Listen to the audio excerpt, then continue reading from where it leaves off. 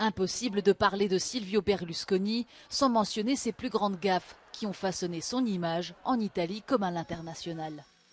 Le Cavaliere n'a jamais été du genre à se sous-estimer. Dans une interview en 2006, il affirme être le Jésus-Christ de la politique, prêt à se sacrifier pour le bien public. Une sainteté qui peut nous laisser sceptiques, mais sûrement pas ses talents de chanteur.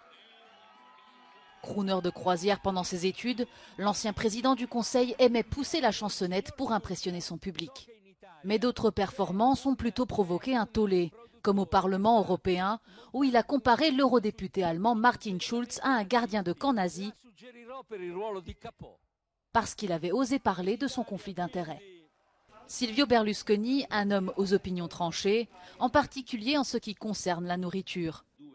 En 2003, il a déclaré que l'Union européenne aurait dû choisir l'Italie plutôt que la Finlande pour son agence de sécurité alimentaire, car selon lui, les Finlandais ne connaissent rien à la nourriture.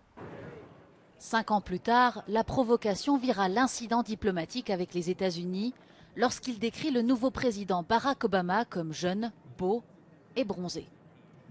Un mauvais choix de mots, s'excusera Berlusconi, qui récidivera 1 an plus tard lors du tremblement de terre de l'Aquila dans le centre de l'Italie.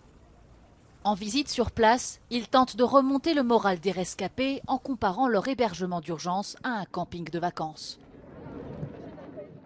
L'heure n'était pas non plus à la plaisanterie en 2011, quand au milieu de la crise financière, Berlusconi affirmait à ses concitoyens qu'il n'y avait pas grand-chose à craindre car les restaurants étaient bondés et que réserver un vol était presque impossible. Sa dernière boutade, avant son éviction de la vie politique, est une série de procès qui se termine avec une interdiction de tout mandat public pendant 2 ans.